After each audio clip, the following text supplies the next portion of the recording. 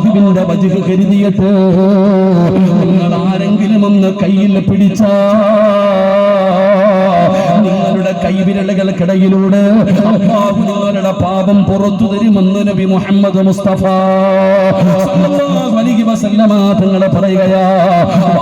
ഭാര്യയുടെ മുഖത്ത് നോക്കി ചിരിക്കണേ, ഭർത്താവിന്റെ മുഖത്ത് നോക്കി പുഞ്ചിരിക്കണേ, നാട്ടുകാരുടെ മുഖത്ത് നോക്കി ചിരിക്കുമല്ലോ, കണ്ടവന്റെ ഭാര്യയുടെ മുഖത്ത് നോക്കി ചിരിക്കുമല്ലോ. എന്നാ തൊലിയൊക്കെ ചുളുങ്ങിപ്പോയ സൗന്ദര്യമൊക്കെ നഷ്ടപ്പെട്ടു പോയാ നിന്റെ പ്രിയപ്പെട്ട ഭർത്താവിന്റെ മുഖത്ത് നോക്കിയൊന്ന് ചിരിക്കുമാ. നിന്റെ ഭാര്യയുടെ മുഖത്ത് നോക്കി ചിരിക്കാൻ പറ്റുമോ? വെറുതെയാകില്ല. മരണസമയത്ത് നിനക്ക് കാണാ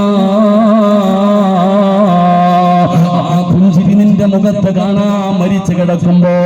അതുകൊണ്ട് പ്രിയപ്പെട്ടവര് വല്ലാത്ത പ്രതിഫലമാ.